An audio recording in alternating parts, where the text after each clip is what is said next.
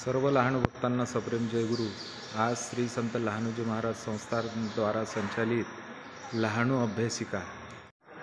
अभ्यासिकेला 2020 पासून श्री संत लहानूजी महाराज संस्थानाची सुरुवात झालेली आहे। यामध्ये विविध भागातले गोरगरीब विद्यार्थी अभ्यासाकरता इथे सहभागी होत असतात आणि त्यातील बऱ्याचशा विद्यार्थ्यांनी प्रावीण्य मिळवलेलं आहे, विविध पदावरती विराजमान झालेले आहे।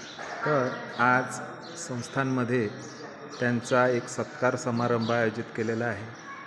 तर थोड्याच वेळात आता सत्कार समारंभाला सुरुवात होईल। जय गुरु। अतिशय नयनरम्य असा मंदिर परिसर आणि याच परिसरामध्ये एक लहानू अभ्यासिका निर्माण करण्याचं खरं श्रेय लहानू सेवक अशोकरावजी फावडे तसेच कृषी विभागातील अधिकारी दुबे साहेब यांना खरं त्या अभ्यासिकेचं श्रेय जातं। या मागील भागामध्ये लहानू अभ्यासिका आहे। वरच्या मजल्यावरती इथे मुलं विविध भागातून आलेली मुलं अभ्यास करत असतात व आज त्यांची यशोगाथा म्हणाल सत्कार समारंभ इथे आयोजित करण्यात आलेला आहे।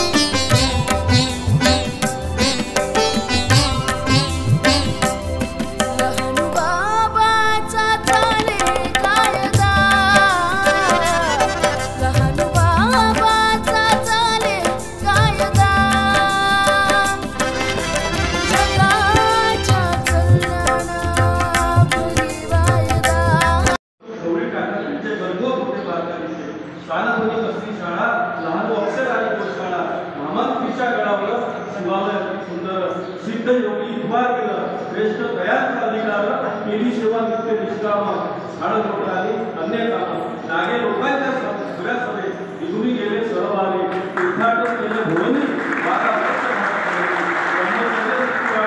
परमार्थ भावना सुनावली टाकरखेड ग्रामाभिषेकी हनुमंताच्या मंदिरी प्रगट झाले श्रीहरी जटाधारी मुक्ती होती मारुती रायाच्या मंदिरी तपसाधना करी गंगापुरी गुरु प्राप्तीचे लागे ध्यान चकोर पक्षिया समान आग वर्गिनी उमर खेळी वर्धा झडी घेतली उडी नग नदी शेत ओलांडून वाडेगाव गाठले लहानून आत्मज्ञानाचे अधिकारी लालगिरी योगी हितकारी एकांत रम्य अशा स्थळा मौन एकाग्रतेचा मळा तपतपस्या फळाले लहानू शंकर धीर झाले तळमळती इकडे जनसौमी पंथा दिला सांगून योग साधना जयी साधुनी मनी गंगापूरच्या योगी तरी लहानू ध्यान साधना सांगे श्री गुरुजी आराधना वरखेड ग्रामीण विद्यालयाने आठवण करीती पूर्णक्षणे मद सांगितल्या पुढेचा चिन्मय दिसतो वरखेडीचा घट्ट धवनी या चरणाला मागितले वरदानाला समर्थ वरे वरदान तू होशील मद समान पुष्पधारांचा वर्षाव मी वाडीला सुरू राहावं गोविंदराव कडूचे सदनाशी राष्ट्रसंत आदिवासी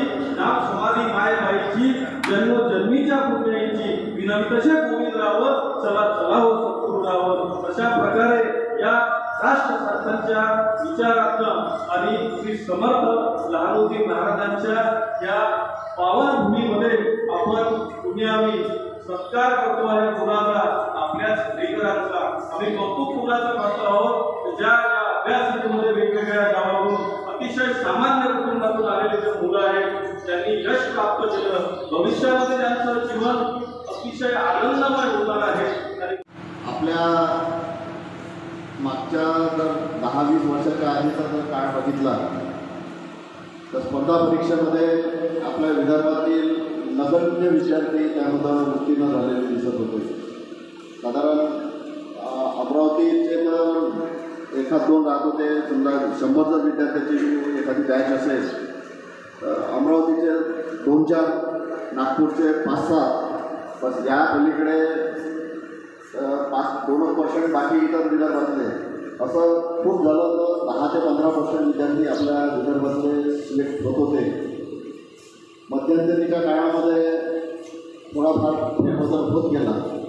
प्रत्येक विद्यापीठाने या संबंधाने पुढाकार घेतला आणि सध्याच्या परिस्थितीमध्ये ही प्रगती आपल्याला आपल्या या अभ्यासिकेवरून दिसून पडते.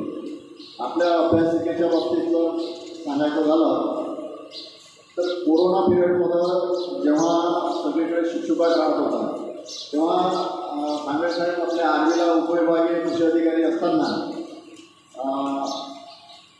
काही कामानिमित्त कुठे जायचं काम पडायचं तर त्या ठिकाणी जेव्हा गेलं कुठल्याही गावामध्ये गेलं तर लॉकडाऊन असल्यामुळं प्रत्येक ठिकाणी कुठल्याही दुकानं किंवा कुठल्याही संस्था कुठल्याही आस्थापना सुरू राहत होत्या. तो एक काही पिरियड होता सकाळी 8 ते 10 12पर्यंत. त्यानंतर मात्र सर्व बंद राहायचं आणि अशा परिस्थितीमध्ये गावागावामध्ये लिंबाच्या झाडाखाली किंवा वडाच्या झाडाखाली किंवा पिंपळाच्या झाडाखाली जे तरुण मुलं होती त्यांचे डोके मात्र त्या ठिकाणी बसलेले दिसत होते. त्यामुळं तुम्हाला जे संधी मिळाली आहे त्या संधीचं सोनं आपण सर्वांनी करावं आणि आपल्या आयुष्यामध्ये एक उत्तुंग भरारी मारावी अशी अपेक्षा व्यक्त करतो.